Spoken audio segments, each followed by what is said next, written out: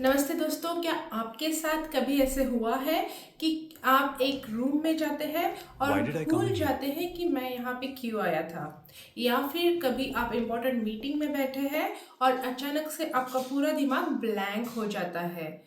अगर आपकी उम्र 25 से 40 के बीच में है और आपको अगर ऐसा लग रहा है कि आपकी मेमोरी बिल्कुल बुढ़ो जैसी हो गई है, तो आप अकेले नहीं हैं। स्टैटिस्टिक ये बताते हैं कि आजकल अंडर 40 की एज में कॉग्निटिव इश्यूज 10% तक बढ़ गए हैं, जिसको कि मेडिकल टर्म में ब्रेन फॉग भी कहा जाता है। ये कोई भूलने की बीमारी या फिर डिमेंशिया नहीं है, लेकिन ये एक वार्निंग साइन है कि आपका दिमाग स्ट्रेस में है या फिर आपका दिमाग हाई अलर्ट पर है। आज इस वीडियो में हम साइंटिफिक तरीके से समझेंगे कि इसके पीछे के कारण क्या क्या है, और वीडियो के एंड में हम डॉक्टर अप्रूव्ड रिकवरी प्रोटोकॉल भी जानेंगे। तो वीडियो में एंड तक जरूर बने रहिए। तो ब्रेन फॉग होने के पीछे सबसे पहला जो और सबसे बड़ा कारण ये है डिजिटल ओवरलोड। एक स्टैटिस्टिक के अनुसार भारतीय लोग दिन में 7 घंटे से ज़्यादा स्क्रीन पर लगे रहते हैं या फिर सोशल मीडिया पर रहते हैं। और जब आप देर रात तक स्क्रॉल करते रहते हैं तो फ़ोन से निकलने वाली जो ब्लू लाइट होती है वो सीधा आपके आँखों में जाकर आपके ब्रेन को एक्साइट करती है, जिसकी वजह से आपकी नींद अफेक्ट होती है, आपको जल्दी से नींद नहीं आती और आपका सर्कैडियन रिदम जो है वो खराब हो जाता है। जब हम सोते हैं तब भी हमारा ब्रेन काम करते रहता है, लेकिन तब हमारा ब्रेन हाउस कीपिंग का काम करता है।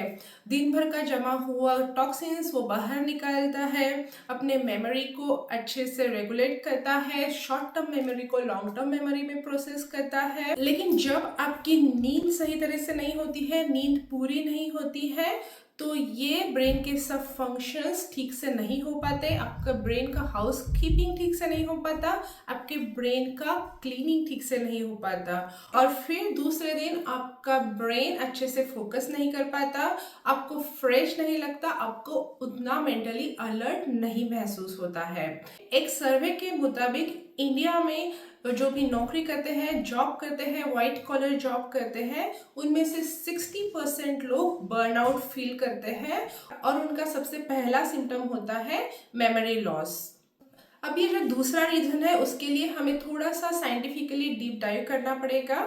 हमारे ब्रेन में एक हिप्पोकैम्पस नाम का छोटा सा एरिया होता है, पार्ट होता है, जो कि हमारे न्यू लर्निंग के लिए और मेमोरी के लिए बहुत ज़रूरी है।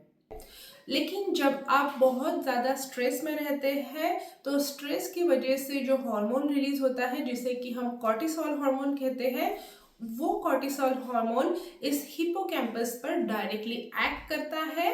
कंटिन्यूअस रेगुलर स्ट्रेस से आपका हिप्पोकैम्पस श्रिंक होने लगता है, और जिस वजह से फिर आपके हिप्पोकैम्पस के जो फंक्शनिंग होते हैं, नॉर्मल फंक्शनिंग होते हैं, जैसे कि लर्निंग, मेमोरी, वो भी अफेक्ट होने लगते हैं।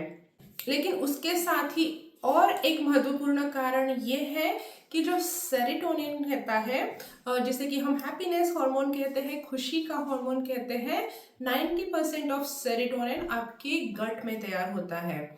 और अगर आपके अबर चबर खाने से, अनहेल्दी फूड खाने से जब आपके गट का फ्लोरा खराब हो जाता है, गट के बैक्टीरिया डिस्ट्रॉय हो जाते हैं, जो गुड बैक्टीरिया है वो डिस्ट्रॉय हो जाते हैं, तो आपका सेरोटोनिन प्रोडक्शन भी कम हो जाता है, और इस वजह से आपके दिमाग में सूजन या इन्फ्लेमेशन आ जाती है, जिसे हम न्यूरो इन्फ्लेमेशन कहते हैं, और फिर ये भी एक कारण बनता है आपके ब्रेन फॉग में। रिसर्च बताती है कि जब भी आप जंक फूड खाते हैं, आपके ब्रेन में एक रिवॉर्ड सर्किट तैयार हो जाता है, जिसकी वजह से स्ट्रेस होने पर आपको और ज़्यादा जंक फूड की क्रेविंग होती है, और साथ ही में आपके ब्रेन में इन्फ्लेमेशन बढ़ते रहता है, जो कि एक कारण होता है आपके मेमोरी लॉस का।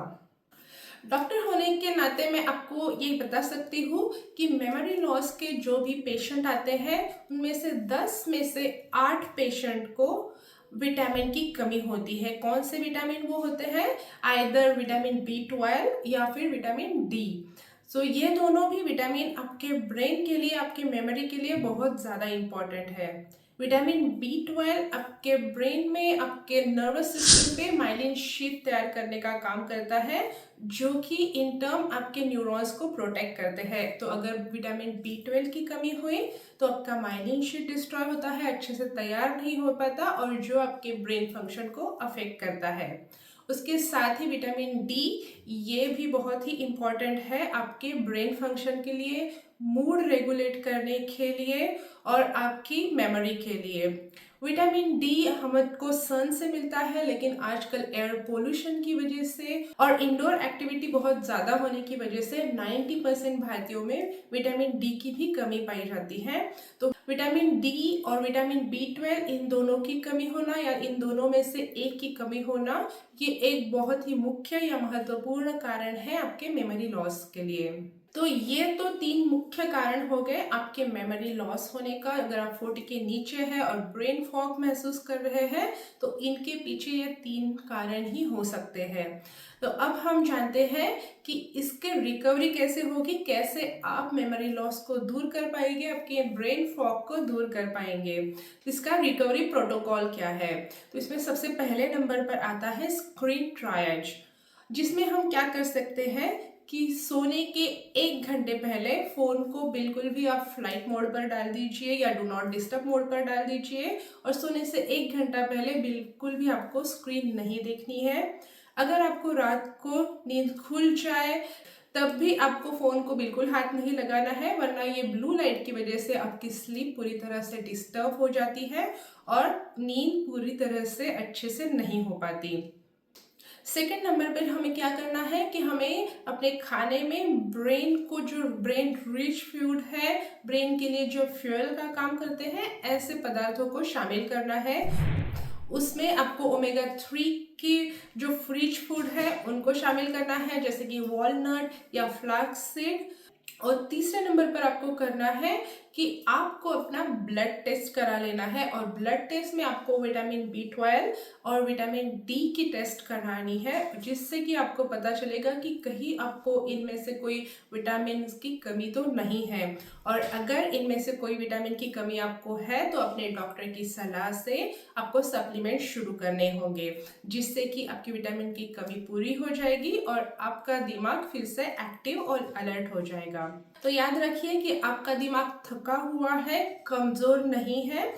ब्रेन फॉग ये एक सिग्नल है कि आपके दिमाग को, आपके शरीर को एक रीसेट की जरूरत है। आपको ये वीडियो कैसा लगा? क्या आप भी दिन भर थके हुए महसूस करते हैं? मुझे कमेंट में जरूर बताइए, और ये वीडियो अपने उस दोस्त के साथ ज़रूर शेयर करिए जो कि ऑफिस में बैठे बैठे ब्लैंक हो जाता है।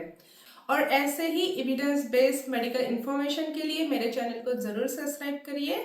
मैं आपसे मिलती हूँ नेक्स्ट वीडियो में।